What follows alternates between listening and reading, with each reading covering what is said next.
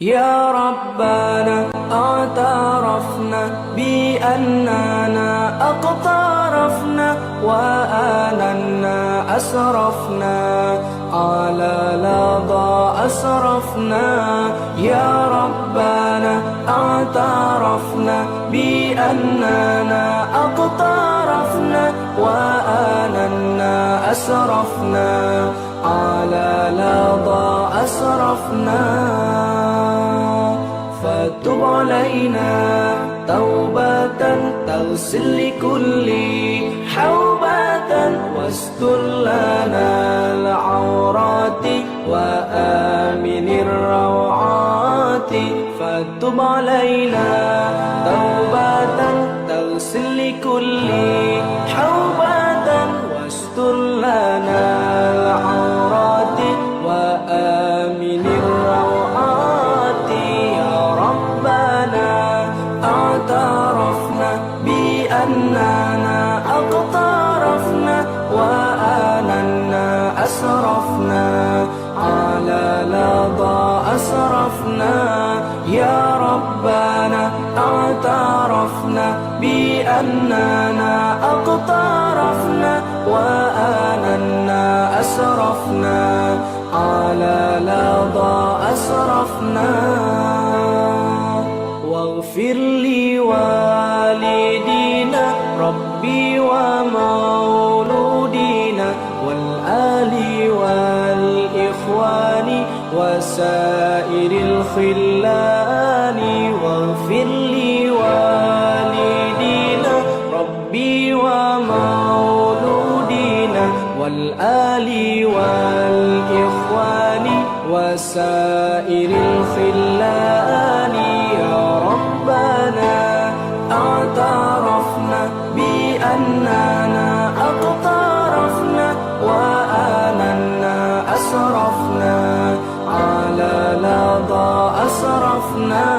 يا ربنا اعترفنا بأننا أقترفنا وآننا أسرفنا على لظى أسرفنا. فضلا وجودا منا لا باكتساب منا بالمصطفى الرسول نحظى بكل سول. فضلا وجودا منا لا باكتساب منا بالمصطفى الرسول نحظى بكل سول. يا ربنا اعترفنا بأننا أقترفنا وآننا أسرفنا على لظى أسرفنا. يا ربنا اعترفنا بأننا أقترفنا وآننا أسرفنا على لظى أسرفنا. يا ربنا اعترفنا بأننا أقترفنا وآننا أسرفنا على لظى أسرفنا. يا ربنا اعترفنا بأننا أقترفنا وآننا أسرفنا على لظى أسرفنا.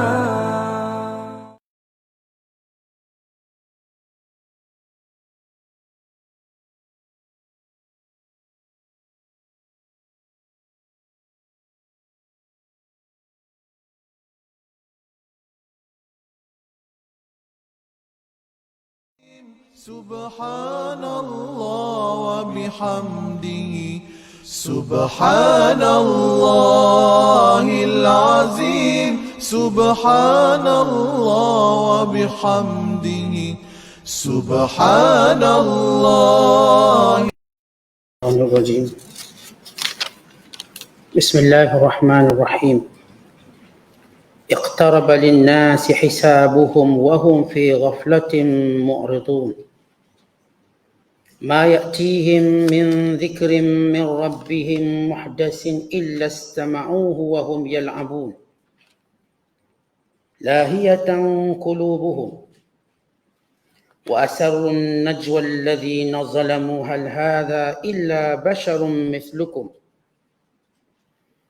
أفتأتون السحر وأنتم تبصرون قال ربي يعلم القول في السماء والأرض وهو السميع العليم بل قالوا أضغاث أحلام بل افتراه بل هو شاعر فليأتنا بآية كما أرسل الأولون ما آمنت قبلهم من قرية أهلكناها أفهم يؤمنون وما أرسلنا قبلك إلا رجالا نوحي إليهم فاسألوا أهل الذكر إن كنتم لا تعلمون وما جعلناهم جسدا لا يأكلون الطعام وما كانوا خالدين ثم صدقناهم الوعد فأنجيناهم ومن نشاء وأهلكنا المسرفين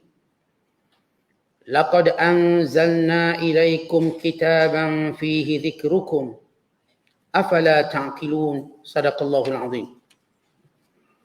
Dengan nama Allah yang Maha Pemurah lagi Maha Mengasihani. Telah hampir datangnya kepada manusia dari perhitungan amalnya, sedang mereka dalam kelalaian. Tidak hiraukan persediaan baginya. Tidak datang kepada mereka itu sebarang peringatan yang diturunkan dari Tuhan mereka lepas satu-satu. Melainkan mereka memasang telinga mendengarnya sambil mereka mempermain-mainkannya. Dan keadaan hati mereka leka daripada memahami dan mengamalkan maksudnya. Dan orang-orang yang zalim itu berbisik-bisik sesama sendiri dengan berkata, bukankah Muhammad itu hanyalah seorang manusia biasa seperti kamu? Maka patutkah kamu turut hadir mendengar sihir yang dibawanya itu, sedang kamu nampak dan mengetahui karutnya? Bagi menjawab mereka, Nabi Muhammad berkata, Tuhanku mengetahui tiap-tiap perkataan yang dilahirkan atau disembunyikan oleh makhluk-makhluk di langit dan di bumi. Dan dialah jua yang maha mendengar lagi maha mengetahui. Mereka bukan sahaja mensifatkan Al-Quran itu sihir. Bahkan mereka menuduh dengan berkata, Al-Quran itu perkara karut yang dimimpikan oleh Muhammad. Bahkan perkara yang diada-adakan olehnya. Bahkan Muhammad sendiri seorang penyair. Kalaulah ia sebenarnya seorang rasul, maka hendaklah ia membawa kepada kita satu mukjizat. Sebagaimana mukjizat yang dibawa oleh rasul-rasul yang telah diutus dahulu. Tidak ada penduduk sesebuah negeri pun yang kami binasakan sebelum mereka yang telah beriman kepada mukjizat yang diberi kepadanya. Maka benarkah mereka yang meminta mukjizat itu mahu beriman? Dan kami tidak mengutus rasul-rasul sebelum wahai Muhammad, melainkan orang-orang lelaki yang kami wahyukan kepada mereka, yakni bukan malaikat. Maka bertanyalah kamu dengan ahlul zikri. Maka bertanyalah kamu kepada ahlul zikri jika kamu tidak mengetahui. Dan kami tidak menjadikan rasul-rasul itu bertubuh badan yang tidak makan minum. Dan mereka pula tidak akan kekal hidup selama-lamanya di dunia. Kemudian kami tepati janji kami kepada mereka. Lalu kami selamatkan mereka dan sesiapa yang kami kehendaki. Dan sebaliknya kami binasakan orang-orang yang melampaui batas. Sesungguhnya kami telah menurunkan kepada kamu sebuah kitab Al-Quran yang mengandungi perkara yang menimbulkan sebutan baik dan kelebihan untuk kamu. Maka mengapa kamu tidak memahaminya dan bersyukur akan nikmat yang besar itu? Masih lagi kita berada pada penafsiran awal suratul Anbiya. Surah yang ke-21 pada juzuk yang ke-17 pada ayat pertama sehingga ayat yang ke-10. Ayat-ayat yang kita bacakan ini menceritakan tentang kelalaian manusia. terhadap hari kiamat yang pasti berlaku dan dalil akan kewujudan kiamat. Dan Allah Subhanahu Wa Taala juga menjelaskan dalam ayat-ayat yang kita bacakan ini yang berkait dengan kerasulan Nabi Muhammad sallallahu alaihi wasallam. Dan janji Allah akan memperkenankan dan membenarkan sebab apa sahaja yang dibawa oleh Nabi sallallahu alaihi wasallam berupa amaran ataupun berupa khabar gembira. Dan ayat yang kita bacakan ini juga menjelaskan bagaimana sifat Al-Quran itu ialah memberi petunjuk dan pengajaran bagi mereka yang berfikir, bagi mereka yang tadabbur, bagi mereka yang ingin mendapat kebaikan. Bila Allah menyebut iqtaraba lin-nasi hisabuhum wa hum fi ghaflatin mu'ridun. Perkataan iqtaraba menjadi satu uslub bahasa Arab. Bila disebut iqtaraba ini disebut sebagai fa'lun madhi, fa'il madhi. Fa'il madhi ni maknanya past tense, dah lama dah berlaku. Kenapa Allah Taala menyebut perkataan sudah berlaku kiamat?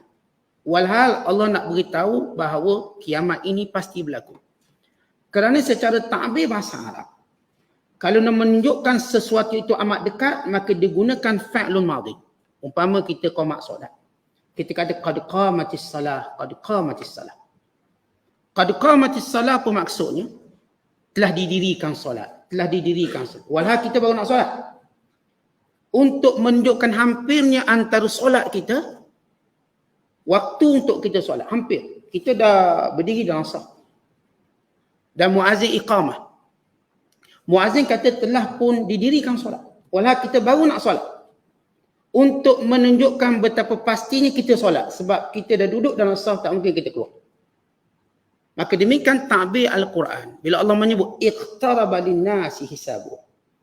Artinya amat hampir berlaku kepada manusia hisab mereka, yakni hari kiamat. Sebagaimana kita jelaskan semalam, walaupun masa itu dianggap panjang oleh manusia bila ia belum berlaku.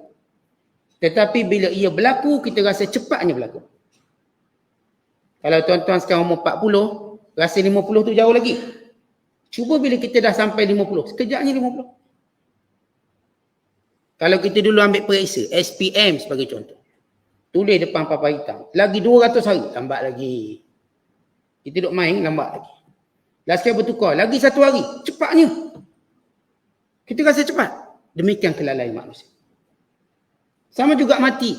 Kita rasa lambat lagi mati. Tak mati Ustaz, baru cek hospital. Doktor kata, awak punya jantung macam umur 20 tahun. Kita umur 60 ni. Kita pun confident. Hidup lama ni. Bacaan gula, Masya Allah, 5 je.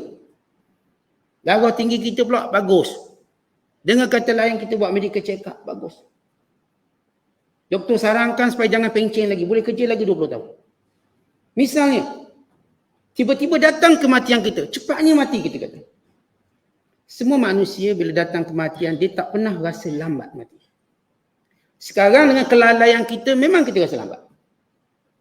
Tanya orang umur 70 pun dia kata tak mati lagi. Tetapi bila datang je malakul maut, maka dia rasa dekatnya, ya Allah, kalau dia beri tempoh. Apatah lagi bila berlaku kiamat. Ketika mana berlaku kiamat, manusia akan berkata, aduhai cepatnya berlaku kiamat. Lalu kata Allah, kenapa kamu rasa lambat? Sebab wahum fi ghaflatin mu'ridun. Kerana keadaan hal mereka, waw di sini namanya waw hal. Keadaan mereka, kiamat itu dekat dan pasti. Tapi oleh kerana keadaan mereka yang sentiasa lalai dan berpaling, Allah menyebut dengan 2 sifat perangai manusia. Pertama ghaflah, yang kedua mu'rid. Ghaflah lalai, yakni tak ambil cakna. Mu'ridun kerana menentang pula. Nak lawan. Bukan sekadar tak ambil cakna, tak peduli. Macam kita hari ni. Tuan-tuan peduli tentang mati? Tak peduli. Kita peduli tentang hidup. Tahun depan nak buat apa, nak beli rumah mana, anak nak kahwin dengan siapa, kerja apa. Maka ini ghaflah. Tak ada pun orang fikir, barangkali esok saya mati. Barangkali lusa saya mati. Ini ghaflah. Kita buat segala persiapan hidup, tapi kita tak buat persiapan mati. Ini ghaflah. Berlaku pada semua orang. Dan lebih teruk pada itu bila ghaflah bergabung dengan mu'ridun. Apa maksud mu'ridun? Menentang, tak percaya. Maka Allah Ta'ala menceritakan, secara umum manusia ghaflah. Tetapi ada kelompok manusia tertentu namanya mu'ridun, berpaling dan menentang. Walaupun ayat ini, kata ulama, perkataan nas di sini ialah ahlu Makkah, bagaimana kata Ibn Abbas radhiyallahu ta'ala anhu. Tetapi menjadi suatu kaedah penting dalam tafsir Al-Quran, bahawa al-ibratu bi umumil lafzi la bi khususis sabab. Pengajaran itu bukanlah dengan sebab tertentu, tetapi dengan secara umum. Ibrah, pengajaran, dia ambil lafaz umum bukan sebab khusus. Walaupun ayat ini diturunkan kerana penduduk Mekah mempersendakan Rasulullah, tak percaya berlaku kiamat, tak percaya manusia dibangkitkan semula, sebagaimana yang mereka tak percaya pada Nabi Muhammad SAW. Maka perkataan nas di sini asalnya makna orang Mekah. Tetapi maksud di sini ialah seluruh manusia. Manusia akan berada dalam salah satu sifat ini atau dua sifat ini melainkan orang beriman. Sama ada dia berada dalam sikap ghaflah, lalai, lupa. Macam saya katakan tadi, kita lupa mati. Biarlah dah ada gaul, ada jantung, tapi rasa macam tak mati lagi. Itu bila kita sakit, duk sibuk cari ubat, bukan nak taubat. Sibuk cari ubat, berubat sampai India, berubat sampai China. Tapi taubat atas tikar sejadah tak buat. Sebab tak rasa, itu lalai, mu'rid. Itu kita sebut ghaflah. Manakala mu'ridun, kerana cinta pada dunia dan kerana dapat informasi yang salah tentang agama, maka mereka menentang. Sebagaimana kebiasaan orang ramai kita tengok yang menentang agama sebab dia dapat informasi yang salah. Tak sampai kepada mereka ilmu sebenar. Lalu mereka tolak yang tu, tolak yang ni, sampailah mereka tolak kiamat. Bahkan benda tu berlaku. Bahkan benda tu punya dalil yang banyak akan berlaku. Kemudian kata Allah, ma ya'tihim min dhikrin min rabbihim muhdath. Setiap kali datang ayat-ayat dari Allah. Perkataan muhdath, maknanya satu persatu ayat tu turun. Kita tahu Al-Quran, dia ada beberapa peringkat penurunan. Penurunan pertama daripada sisi Allah kepada Luh Mahfuz. Ini sekaligus. Kemudian daripada Luh Mahfuz ke Baitul Izzah. Ini juga sekaligus. 30 juzuk. Kemudian daripada Baitul Izzah ke dada Rasulullah SAW. Melalui Jibril AS. Dan dalam peringkat lebih kurang 22 tahun, 6 bulan dan 17 hari mengikut kiraan tepat para ulama ulum Quran. Walaupun secara rafi kita sebut 23 tahun. Kita sebut 23 tahun, 10 tahun di Madinah, 13 tahun di Mekah. Tapi secara tepatnya lah 22 tahun.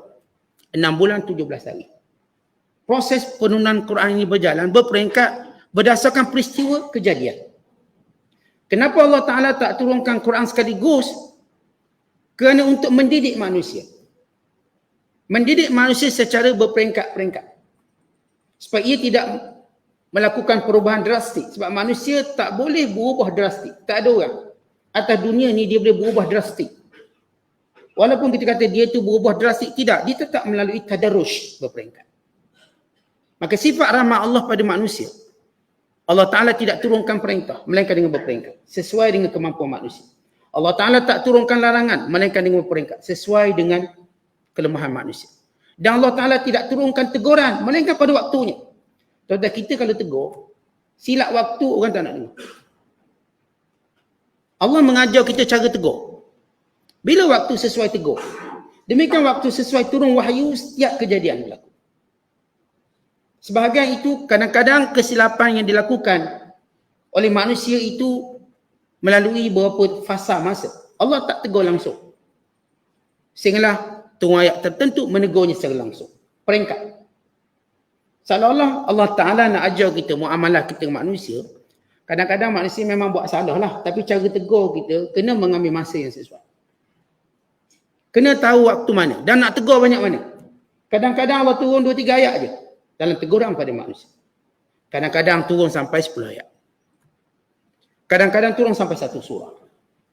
Semuanya ini sebagai satu pembelajaran kepada kita manusia. Maka Allah Ta'ala kata, ma ya'tihim, tidak datang kepada mereka. Siapa? Kepada orang yang lalai dan kepada orang yang berpaling dan yang menentang ini. Min dhikrin min rabbihim, peringatan daripada Tuhan mereka, yakni ayat-ayat Al-Quran. muhdatsin, satu persatu. Seolah fresh datang, tuang lagi. Illa istama'u, melainkan mereka mendengarnya, dengar. Wahum yal'abun, tapi mereka mempersendakannya. Allah menyebut mereka dengar dengan teliti sebab orang kalau dia nak kritik orang, dia pun kena dengar dengan teliti. Sebab nak kutuk. Ada orang bila nak dengar sebab nak dapat manfaat, dia pun dengar dengan teliti. Orang kalau nak tolak pun dia kena dengar dengan teliti juga. Tidak nanti kembali balik paku kerah atas kepala dia. Sebab itu Allah menyebut perkara illa istama'u, istima', mendengar dengan teliti. Tapi dalam keadaan macam mana? Kata Allah, wahum yal'abun, mereka mempersendakan. Mereka mempermain-mainkannya. Mereka tidak mahu menggunakan akal untuk berfikir. Jauh sekali menggunakan dhamir hati mereka untuk tadabbur. Fikir pun tak nak. Mereka cuma lalu ikut telinga untuk mencari, untuk mempersendakan. Allah Ta'ala menyebut perkataan la'ab, main-main, tak bersungguh. Kata kita kalau tengok perangai orang suka main-main ni, kalau kita cakap betul pun dia main-main juga. Maka kalau orang tu, kalau kita cikgu lah, ada anak murid jenis suka main. Macam mana pun kita ajar, dia suka main, dia tak akan dapat ilmu apa. Awak ni asyik main, duduk diam. Fokus tak, dia main-main juga. Apatah lagi yang mempersendakan Al-Quran. Allah menyebut watak mereka suka main-main. Menyebabkan mereka tak dapat manfaat Al-Quran yang sebenar. Kata Allah lagi, lahiyatan qulubuhum. Perkataan lahiyatan qulubuhum. Kata para ulama tafsir. Makna lahiyah, ay ghafilatun sahiyatun mutasyaghilatun anit ta'ammul wa tafahum ma'nahu. Iaitu mereka lalai, mereka lupa, mereka sibuk dengan hal yang lain daripada memerhatikan Al-Quran dan memahami maknanya. Ini perkataan yang Allah Ta'ala mensifatkan watak yang menolak Al-Quran, lahiyatan qulubuhum. Hati mereka lalai. Kalau hati mereka beri fokus, dengar, mereka cuma dengar kat telinga, bukan hati. Sebab itu tuan-tuan, kita kalau nak dapat keberkatan Al-Quran sebenar, waktu mana kita baca, waktu mana kita tadabbur, maka hati kita yang mendengar. Hati kita melihat ini teguran Allah Ta'ala. Tidaklah kita melihat satu teguran Allah, melainkan Allah akan membuka nur dalam hati kita. Sebab nur bila masuk dalam hati, sebagaimana disebut dalam hadis, dia masuk dalam hati, idza dakhalan nur al-qalba infatah. Bila hati dimasuki cahaya, maka hati itu jadi terbuka. Kita cuba faham sikit, Allah beri faham banyak. Bila kita nak faham. Tetapi bila kita tak nak faham, Allah tutup telinga orang tu terus. Ini yang disebut oleh Allah dalam banyak ayat Al-Quran.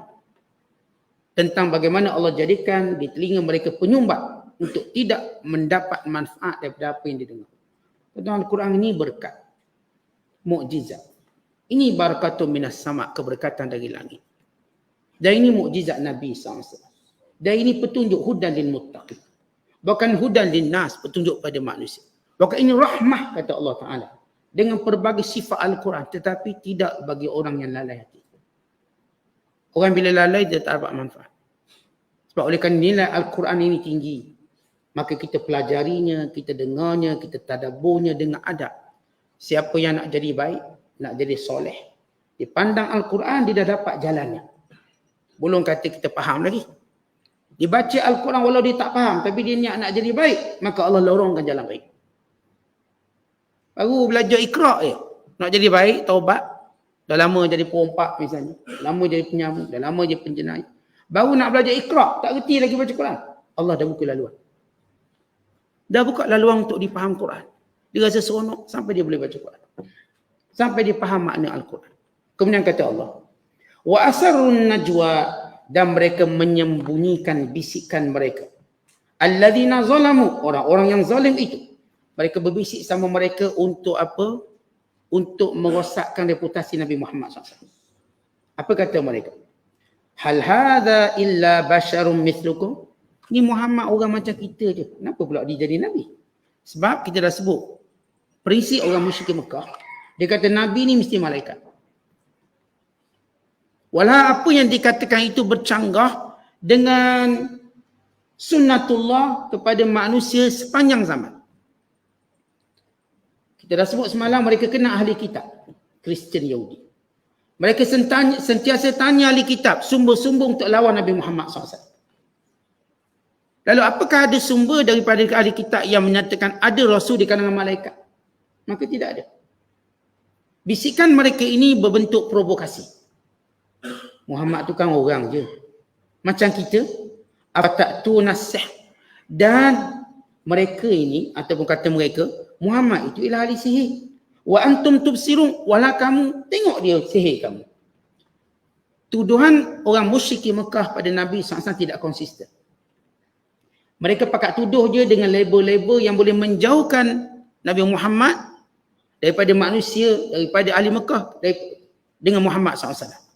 Sekali kata ahli sihir, sekali kata penyair, sekali kata ini dapat daripada mimpi, sekali mereka kata itu dan ini. Mereka tidak konsisten. Asalkan ada kalimah yang boleh menjauhkan. Walau semua kalimah itu jawapannya jelas. Dia tak perlu satu kajian dibuat.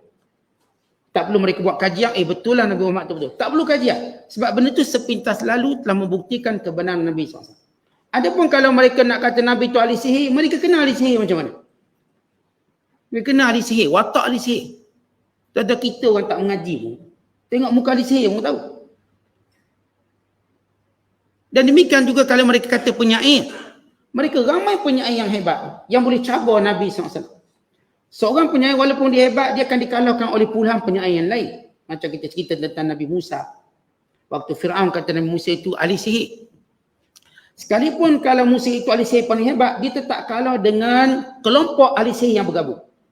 Macam kita cerita orang gagah lah. Orang gagah walaupun dia ada tali pinggang, gitar, dia bengkung, pelangi. Kau pakai gomong ramai-ramai, kalah dia. Mesti kalah. Itu secara logik. Tapi kenapa Musa AS bergabung semua ahli sihir tetap kalah. Dan Nabi Muhammad SAW bergabung semua para penyair, mereka kalah. Mereka tahu betapa tingginya ayat Al-Quran. Kerana Rasulullah bukan penyair. Kerana siapa pun hebat, dia boleh dikalahkan oleh gabungan manusia. Yang saya katakan tadi, kalau orang kata dia gagah sekali, kita boleh gabung ramai-ramai, kalahkan dia. Kalau kata dia cerdik sekali, kita boleh gabung ramai-ramai, kita boleh kalahkan dia dalam hujah. Kita ramai. Sebab manusia akan kalah dengan orang ramai. Sebab itu semua orang takut bila orang tu ramai. Semua orang takut orang ramai. Kalau zaman hari ni, bukan kata kita, menteri pun kalau orang tu ramai dia pun takut. Netizen ramai kutuk. Tu dia undur balik dia. Kerana kebanyakan manusia takut orang ramai. Semua takut. Kena kecam dia orang ramai. Tapi kenapa para Nabi ini tidak takut orang ramai? Apa kekuatan mereka? Kerana mereka Nabi. Kerana mereka Rasul. Kalau mereka orang cari pengaruh, mereka dah kalah dengan orang ramai. Sebab orang cari pengaruh, dia mesti kalah dengan orang ramai. Automatik. Tuan-tuan rasa tuan-tuan glamour, jumpa pula orang glamour lagi kalah kita. Sebab lawan sama glamour, ni lagi glamour. Kita ada followers 100,000, dia ada 1 juta. Automatik kalah.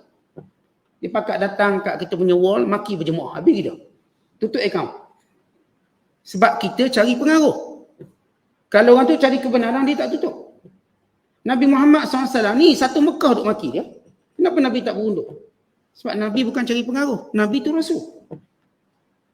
Sebagaimana saya katakan, tak boleh dikalahkan dengan sejumlah ahli penyairnya.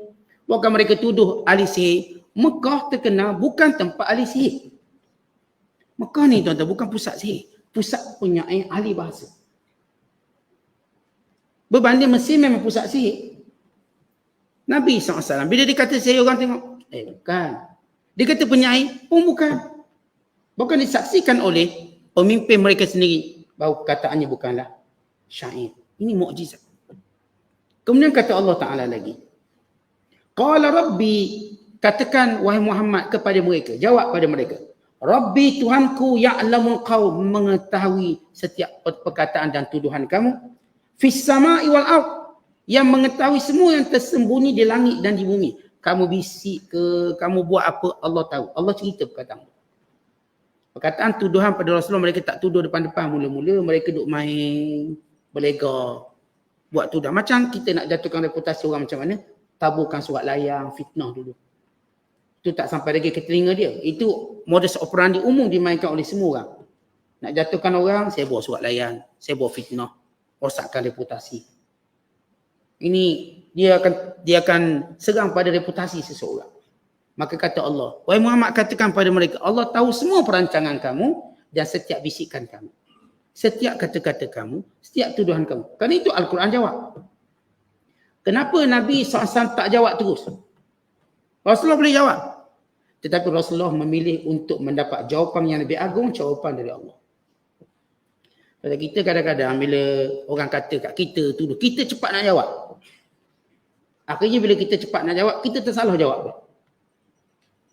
Kalau kita bersabar sehingga Allah jawab bagi kita, itu lebih baik.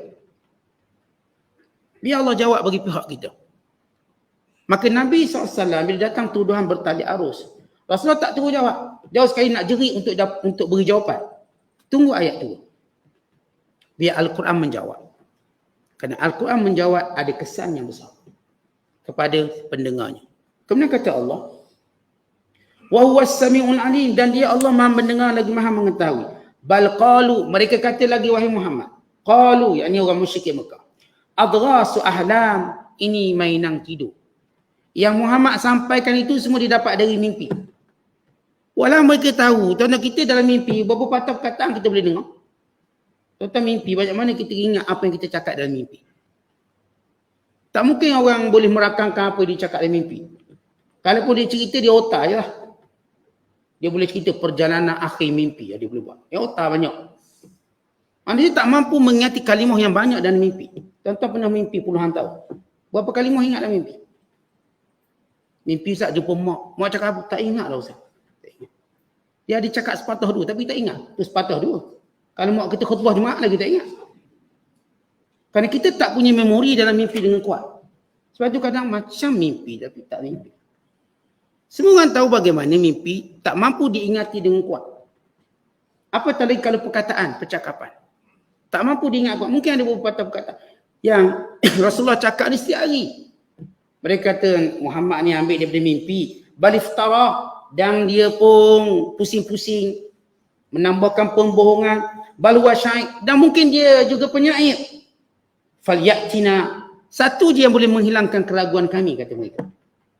Suruh Muhammad bawa, falyatina, suruh Muhammad bawa biayatin, satu mukjizat. Kama ursilal awwalun, sebagaimana rasul-rasul dahulu diutuskan bawa mukjizat. Maka lihat macam mana Allah jawab. Kita dah dengar bagaimana musyrikin Mekah kata, kalau benar Muhammad kamu rasul, jadikan Bukit Safa, Bukit Marwah sebagai emas. Dan jadikan Mekah bertukar menjadi kebun anggur, kebun kurma. Dan biar Mekah ini mengalir sungai yang banyak. Kalau berlaku macam tu, kami beriman. Maka Nabi SAW telah diwahyukan oleh Jibril, wahai Muhammad, kamu pilih dua keadaan. Wa iman, kami berikan apa yang mereka minta. Tetapi kalau mereka tidak beriman, kami musnahkan semua sebagaimana kaum Nabi dan kaum-kaum terdahulu. Ataupun kamu bersabar wahai Muhammad sehingga datang kebenaran ini, sehingga mereka menerima kebenaran. Maka Nabi SAW memilih penangguhan azab Allah, walau Nabi dicerca atau dihina. Sebab Nabi ni berjiwa besar. Kalau kita lah tuan-tuan tak sabar, biar dimusnah, senang cerita. Rasulullah berjiwa besar. Ini sifat yang disebut oleh Jibril, sadaqa man sammaka birraufur rahim. Benarlah Tuhan yang menamakanmu wahai Muhammad sebagai pemaaf dan penyayang. Kerana sifat Rasulullah SAW, dia penyayang. Nabi tak mau kaumnya dimusnahkan. Bahkan Nabi bersabar dengan setiap kata-kata buruk yang dilontarkan sehinggalah mereka beriman. Ini satu kesabaran yang tinggi yang dimiliki oleh Nabi SAW. Sebab itu Rasulullah merupakan ketua kepada ulul azmi. Apa maksud ulul azmi? Yang paling banyak sabar. Maka bila kata mereka, kami akan beriman kalau datang kepada kami mukjizat. Walau Quran dan mukjizat. Dia dah huraikan semalam bagaimana hebatnya Quran sebagai mukjizat. Tapi mereka tak nak akui benda tu. Mereka nak mukjizat nampak di mata. Bahkan berdasarkan permintaan syahwat mereka, nak kaya. Nak Mekah ni bertukar. Lalu apa kata Allah? Ma amanat qablahum min qaryatin ahlaknaha. Kaum-kaum yang pernah kami binasakan. Negeri-negeri yang kami pernah binasakan. Semua mereka tidak pernah beriman walaupun datang mukjizat. Maknanya apa? Mukjizat kalau datang macam mereka nak, tidak akan mengubah pendirian mereka untuk kufur pada Allah. Sebab mereka memintanya bukan untuk mencari kebenaran, tetapi memintanya untuk menyusahkan Nabi Muhammad. Dia panggil soalut ta'annutin. Minta untuk menyusah. Bukan minta tadi untuk tahu kebenaran. Kalau mereka minta untuk tahu kebenaran, cukup Al-Quran telah mengajar mereka kebenaran. Maka Allah kata, kaum dulu, mereka juga minta mukjizat, kononnya nak beriman, tapi apa jadi pada mereka? Kekal kufur dan dibinasakan. Kita dah baca dalam surah Taha, kisah Fir'aun. Fir'aun bila dia tak mampu mengatasi puting beliung, serangan belalang, dan pelbagai serangan yang menghancurkan tanaman dan ladang, bukan meruntuhkan kekayaan Fir'aun. Lalu Fir'aun kata, jumpa Musa, wahai Musa, sekiranya Allah angkat musibah ini, aku akan beriman dan aku akan lepaskan Bani Israel. Aku takkan zalim lagi. Doakan. Maka Musa doa. Nabi Allah Musa doa. Maka akhirnya semua itu terhenti. Musibah yang melanda negara Mesir terhenti. Tapi apakah Fir'aun mengatakan janji? Dia makin kufur. Bahkan dia merancang membunuh Musa dan seluruh Bani Israel. Akhirnya berlaku peristiwa, Allah perintahkan Musa meninggalkan Mesir. Sebab Fir'aun dah nekat betul nak bunuh Musa dan seluruh Bani Israel. Sebab bagi dia dengan membunuh Musa selesai masalah musibah ini. Dia tak nampak musibah itu bukan kerana Musa, kerana dia yang menentang Musa. Kerana dia yang menentang perintah Allah. Allah jawab dalam ayat ini. Kaum-kaum dulu yang juga minta mukjizat sebiji macam kamu pun tak beriman, akhir binasa. Apakah kamu nak jadi macam mereka? Kenapa Allah sebut kepada musyrik Mekah macam tu? Dan kita dah sebut orang Mekah ni bangsa pedagang. Bangsa pedagang ni dia akan bergerak ke hulu ke hilir berjalan. Mereka bergerak ke Rom, mereka pergi ke Yaman, mereka ke Syam dan ke Yaman, dan sepanjang perjalanan itu mereka melalui negeri-negeri yang telah dibinasakan oleh Allah. Kaum Ad, kaum Samud, kaum Madian, kaum Arikah ataupun Ashabu Aikah. Semua mereka lalu kawasan, termasuk kota Sadum, Laut Mati. Semua mereka tahu ceritanya. Ini ceritanya begini, ini cerita begini. Maka kata Allah, kamu kan dah tahu tentang umat dahulu yang Allah binasakan. Semua mereka ni diberi mukjizat sebagaimana mereka minta. Tapi mereka kekal mendustakan Rasul. Maka tak ada sebab untuk melayang kehendak kamu nak mukjizat ini. Walau Allah dah beri yang besar, namanya mukjizat Al-Quran. Kemudian Allah Ta'ala menjelaskan. Jawapan kepada bisikan mereka yang berkata, kenapa Muhammad itu manusia? Bukan malaikat. Kata Allah, وَمَا أَرْسَلْنَا قَبْلَكَ إِلَّا رِجَالًا نُوحِي إِلَيْهِمْ. Tidak pernah ada Rasul yang kami utuskan melainkan manusia lelaki seperti kamu. Tidak pernah. Sebab itu sepakat ulama tidak ada Rasul perempuan. Cuma ada Rasul lelaki. Tidak ada Rasul malaikat. Melainkan Rasul manusia. Semenjak Adam AS sehinggalah Nabi penyudah akhir Anbiya Muhammad sallallahu alaihi wasallam melainkan manusia. Maka Allah menjawab bisikan-bisikan mereka untuk menghancurkan reputasi Rasulullah. Kenapa kita nak ikut Muhammad? Dia kan orang. Lalu Allah kata, tidak pernah Rasul diutuskan, memang orang pun. Memang orang. Dan Allah spesifik sebut, rijal. Rijal lelaki. Sebab itu bila Nabi SAW menyatakan, yakbunu minar rijali kathir, wa la yakmulu minan nisa illa arba'ah. Yang sempurna di kalangan lelaki itu ramai, yang sempurna di kalangan perempuan itu cuma 4 orang. Merujuk yang sempurna di kalangan lelaki itu ramai bukan kita. Nabi-Nabi dan Rasul. Dan yang sempurna di kalangan perempuan cuma 4 orang. Siapa dia?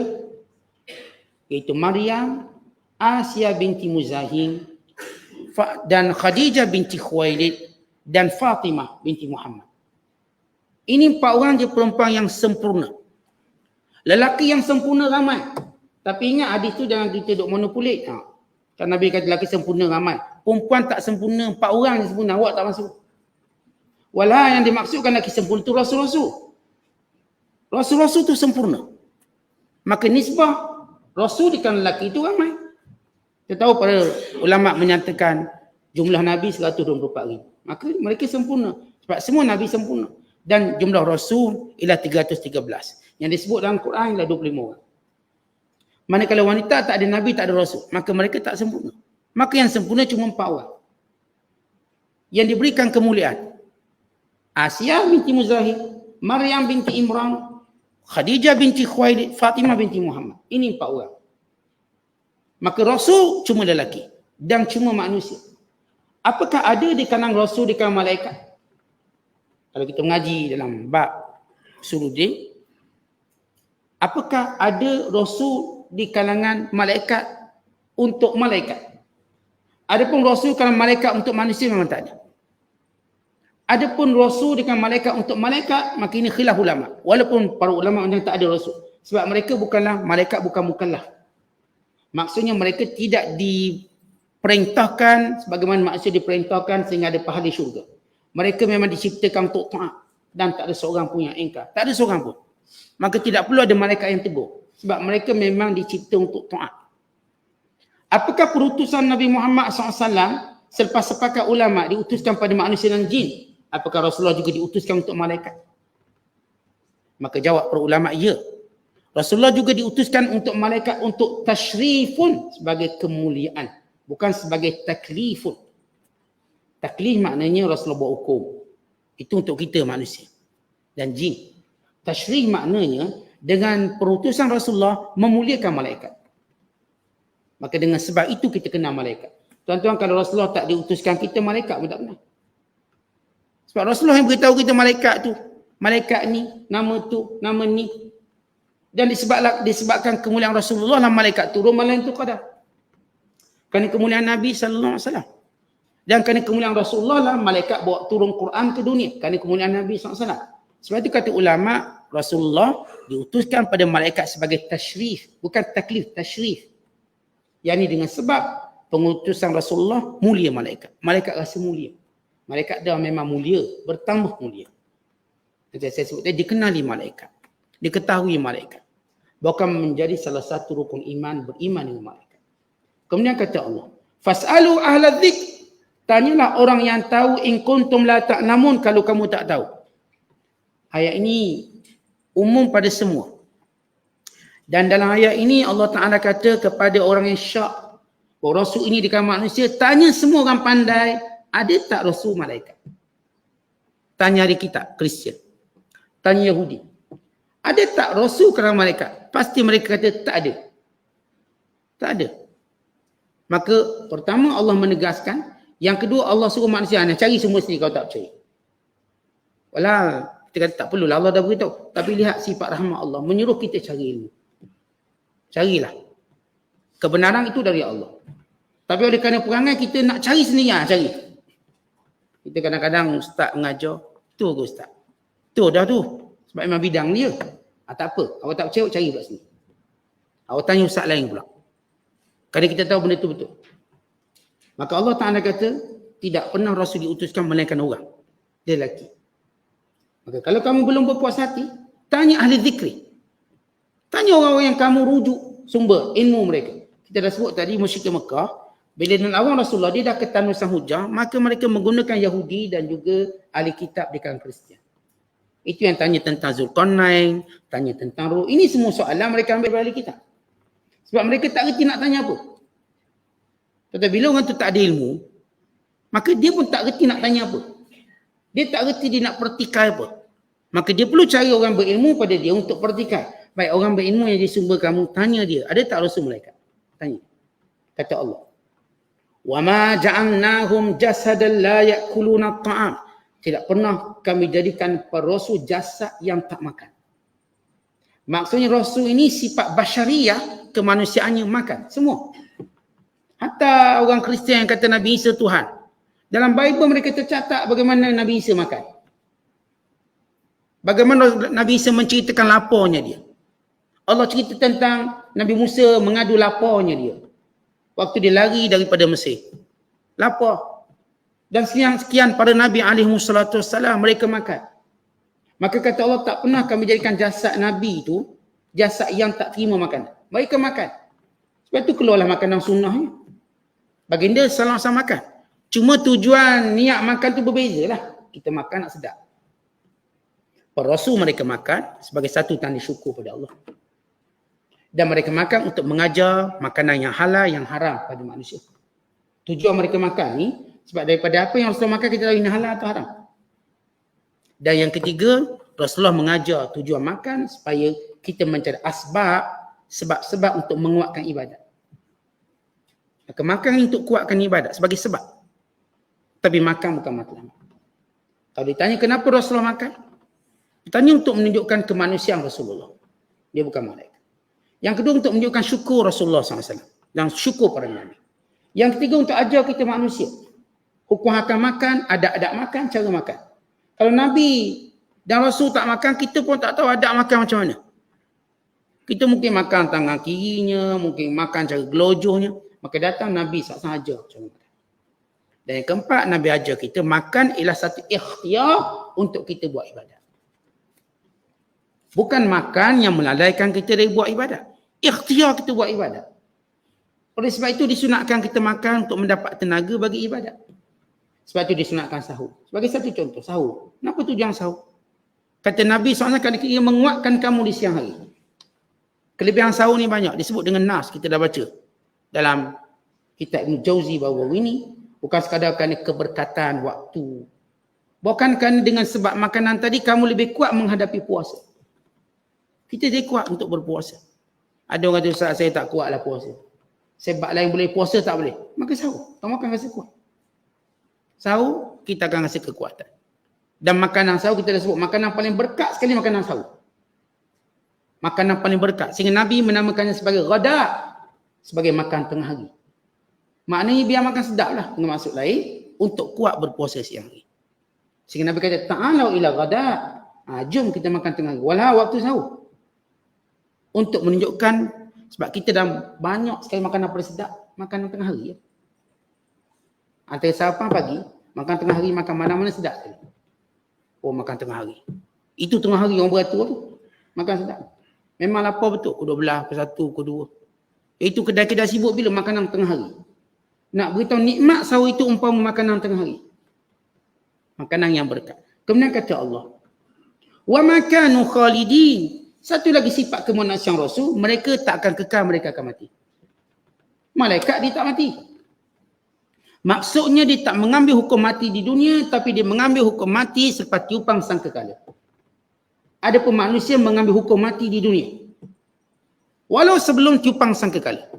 Malaikat mati ke? Ya, semua mati. Allah sebut dalam Quran, kullu man 'alaiha fan wa yabqa wajhu rabbika dzul jalali wal ikram. Semua binasa, semua mati, yang kekal cuma Allah. Tapi malaikat dia tak mati di dunia. Tak ada seorang pun hukum dunia. Yang mati atas hukum dunia cuma dua makhluk. Pertama manusia, yang kedua jin. Yang kalau kita sebut makhluk yang menyawa. Ya, binatang sekali lah. Tapi yang kita nak fokuskan, manusia, jin, malaikat, tiga makhluk Allah ini yang akan mengambil hukum mati atas bumi ini, manusia dan jin. Ada pun malaikat tidak. Habis malaikat mati kat mana? Pertama, malaikat tak akan mati melainkan lepas tiupang sangkakala. Dan mereka mati di langit, bukan mati di bumi. Ada pun hukum mati di bumi cuma manusia. Dan Allah kata tak ada Nabi pun yang kami jadikan mereka kekal. Tak ada.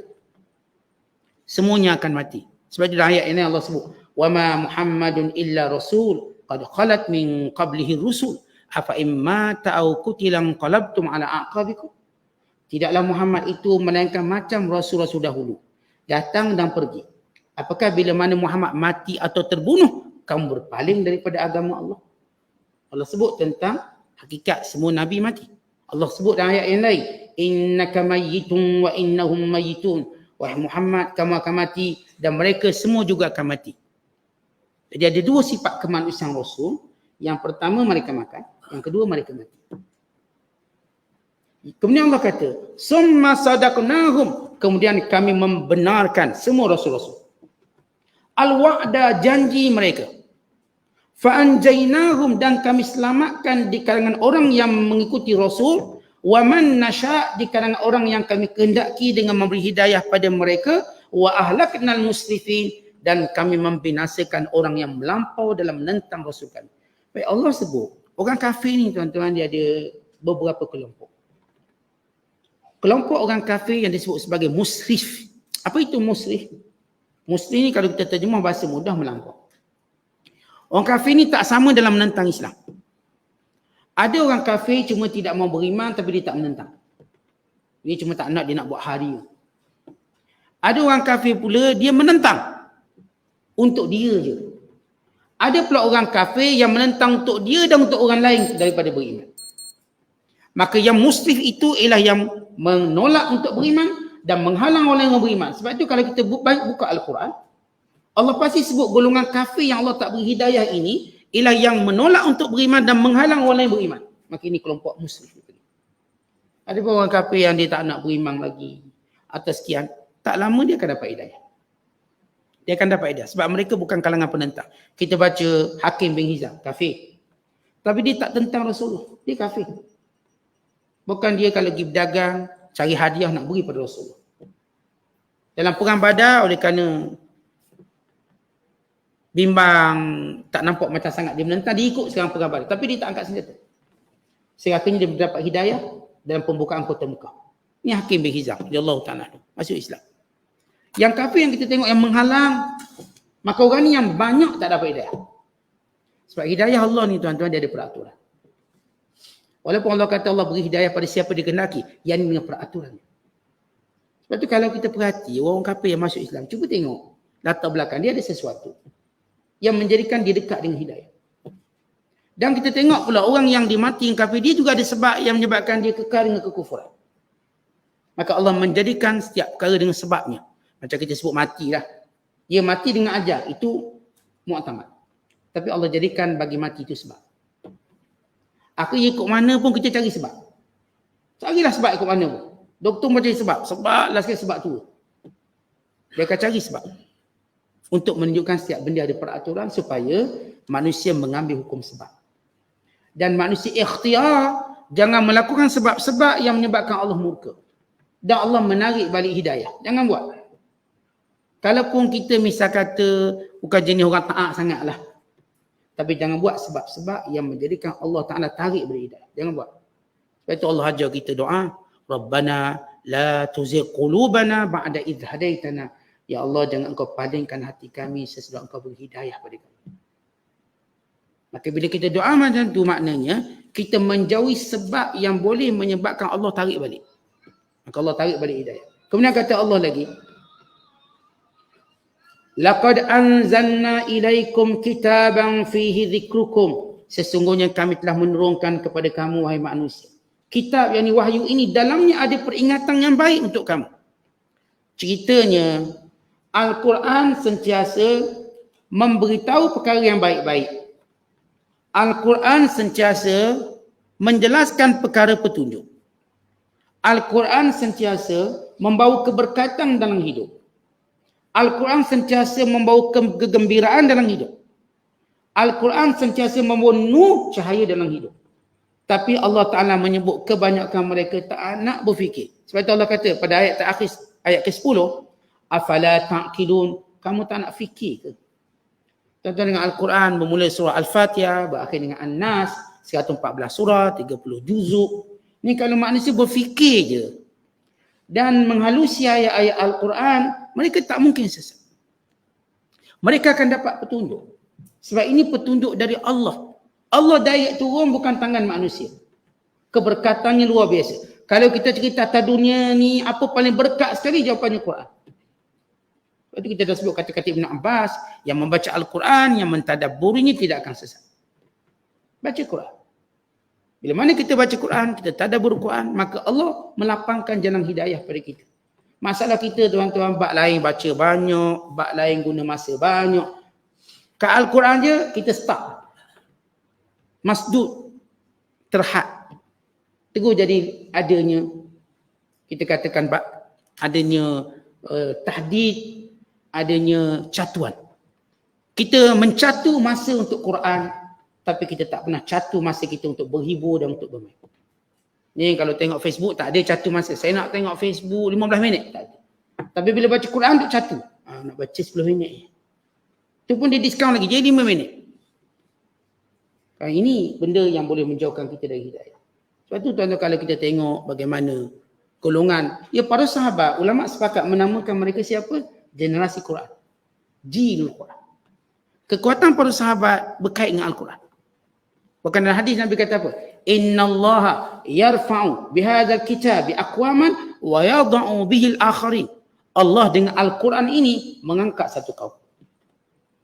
Dan Allah dengan sebab Quran ini juga, kerana mereka meninggalkannya, Allah menjatuhkan satu kaum. Maka umat Islam dia ada satu resepi mudah. Bila mana kita kembali pada Al-Quran, membaca, tadabbur dan menjadikan Al-Quran sebahagian besar dalam waktu hidup kita, maka Allah angkat balik kita. Tapi kalau Al-Quran masih lagi dijadikan bacaan sampingan, bacaan bila ada masa, bacaan yang dilimitkan berapa ayat perlu baca, berapa juzuk perlu baca, maka inilah kelemahan pada umat ini. Kekuatan kita, bukan keagungan empayar Islam sepanjang zaman, semuanya berkait besar dengan Al-Quran. Ini mukjizat yang Allah kekalkan. Mukjizat Nabi-Nabi lain semua hilang. Tinggal lagi mukjizat Nabi Muhammad SAW. Tapi bila kita tak tahu nilai Al-Quran, dan itulah ngaji pun tak habis lagi, belajar pun tak berapa rajin, tak sungguh. Maka kita nak menjadi golongan yang benar-benar Allah muliakan dengan Quran. Kita ambil contoh tauladan daripada orang musyrikin Mekah yang tolak Al-Quran dengan cara yang pelbagai, dan kita bimbang. Dek kita pun jarang baca, jarang tadabbur, bimbang, dia berlaku secara tidak langsung. Bagaimana kita juga meninggalkan Al-Quran secara tidak langsung, walaupun kita tak engkar. Kita tak engkar, tapi meninggalkan Quran satu kerugian besar dalam kehidupan orang beriman yang merupakan petunjuk. Wallahu bissawab. Assalamualaikum warahmatullahi wabarakatuh.